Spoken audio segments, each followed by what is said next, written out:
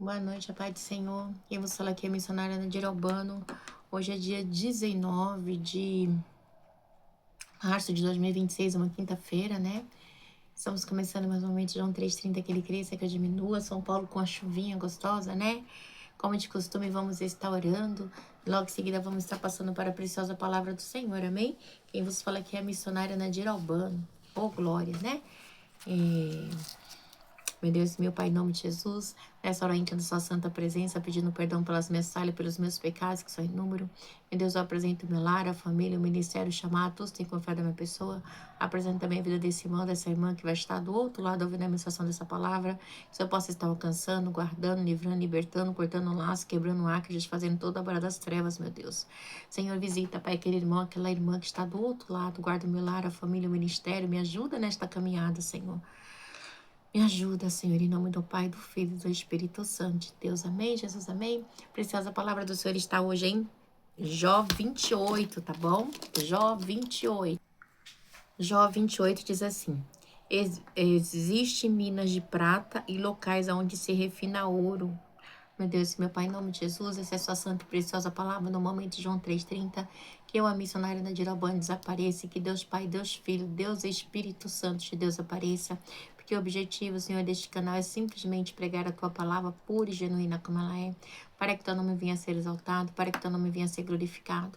Meu Deus, não é sobre mim, é sobre ti, é sobre a tua graça, sobre a tua misericórdia, sobre a tua grandeza, sobre a tua bondade. Xalamanda suricanta. Oh, Senhor Deus, venha falar conosco, meu Deus, que eu diminua, que o Senhor cresça, que eu não fale de mim, somente de ti, para a honra e glória do seu nome. Amém, Jesus, amém. Oh, glória. A palavra diz assim: existem minas de prata e locais onde se refina ouro. O ferro é extraído da terra e do minério se funde o cobre. O homem dá fim à escuridão e vasculha os recônditos mais remotos, em busca de minério nas mais escuras trevas, né?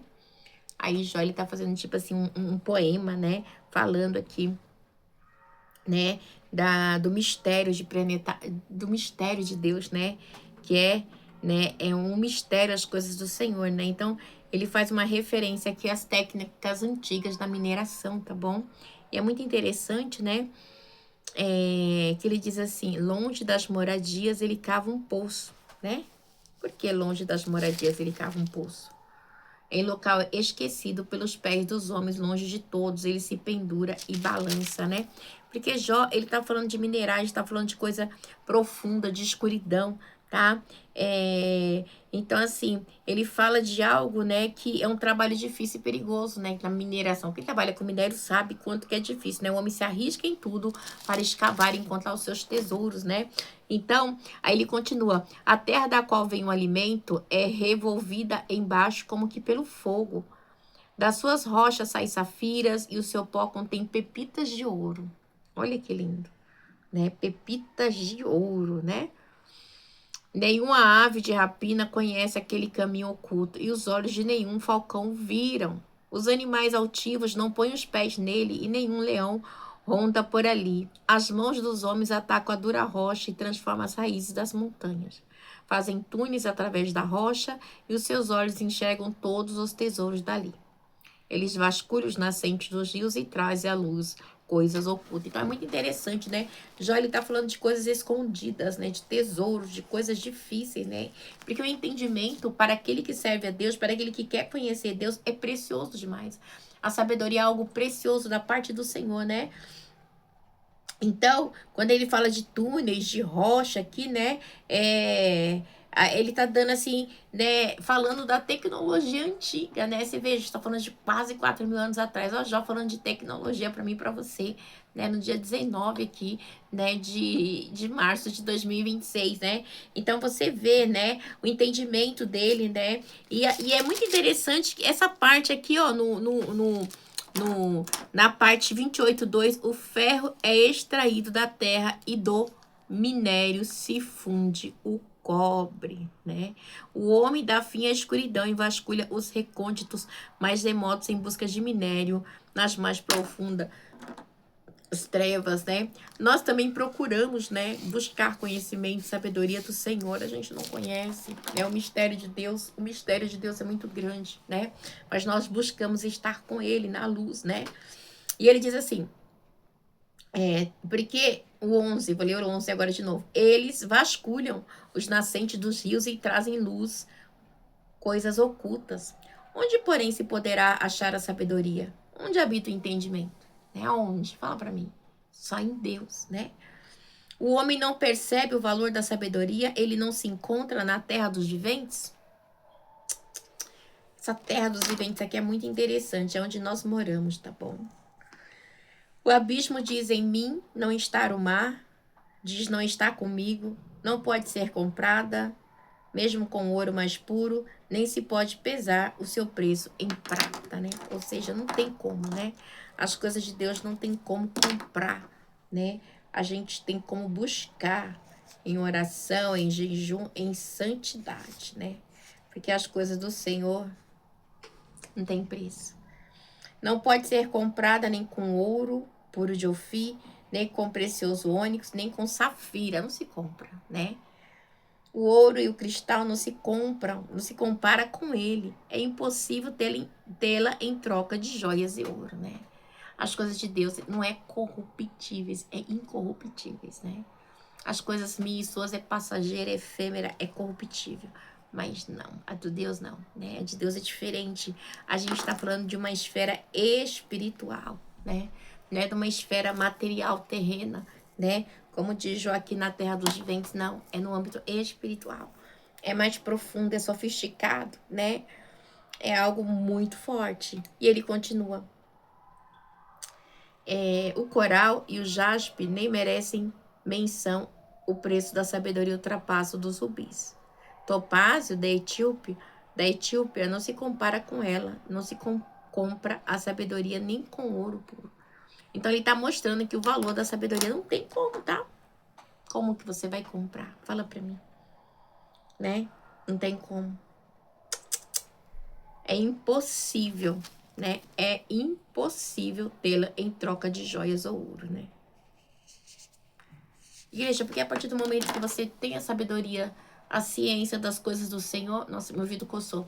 É muito interessante que a sabedoria faz com que você não participe de mesas onde não é para você estar, né? Na mesa dos escarnecedores, na mentira, no engano, na corrupção. Por quê? Porque na terra dos viventes nós vamos lidar com esse tipo de situações. Mas nós, como servos do Senhor, devemos lutar para manter uma vida íntegra perante a Deus. Independentemente, igreja, daquilo que falem de você, que dizem de você. A gente tem que entender o que Deus diz de mim, de você. Jó, ele estava muito preocupado com essa situação. O que Deus vai dizer de mim, né? Vamos lá. O coral e o jaspe, né? O topázio e a Etiópia. Vamos lá pro 20, né? 28, 20. De onde vem, então, a sabedoria? Onde habita o entendimento? Escondida está dos olhos de toda criatura viva, até das aves do céu. Por quê? Porque não é do homem, né? As coisas de Deus não é dessa terra, aleluia. Glória a Deus, aleluia, né?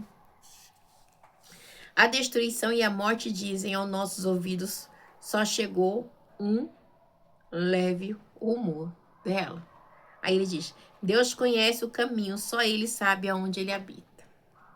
Pois ele enxerga os confins da terra e vê tudo o que há debaixo dos céus. Deus vê tudo, igreja.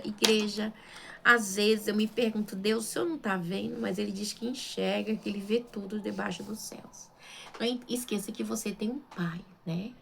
E Jó tinha um pai aqui que via e sabia de todas as coisas, né? E as coisas de Deus, ela não é efêmera e passageira, ela é eterna nessa terra. E isso é muito importante. Nós temos que ter certeza. Ela manda suricanta, ela manda sair da graça, do poder do Senhor, né?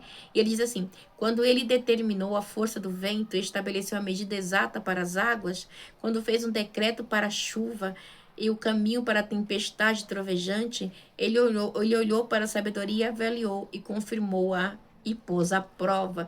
Quem olhou? Deus. Né? Porque Deus, ele faz tudo que é na medida exata. É perfeita as coisas do Senhor. Diz então ao homem, no temor do Senhor está a sabedoria e evita o mal. Gente, é muito forte. Vou ler de novo. 28. 28. Disse então ao homem, no temor do Senhor está a sabedoria e evitar o mal é ter entendimento. Então, igreja, a sabedoria, ela sempre esteve com Deus desde o começo, tá? E é algo magnífico, né? desde a criação, né? A sabedoria está com Deus, né? Então, nós temos que evitar, né? Nós temos que evitar o mal sempre, né? Porque Deus, ele é fiel e justo. A balança do Senhor não é enganosa. Igreja, às vezes a gente passa por situações, né? Onde as pessoas vivem fazendo maldade. E muitas vezes a gente se pergunta, eu mesmo estava perguntando nesse instante, meu Deus do céu, até quando, né? Mas Deus, ele é sábio, igreja.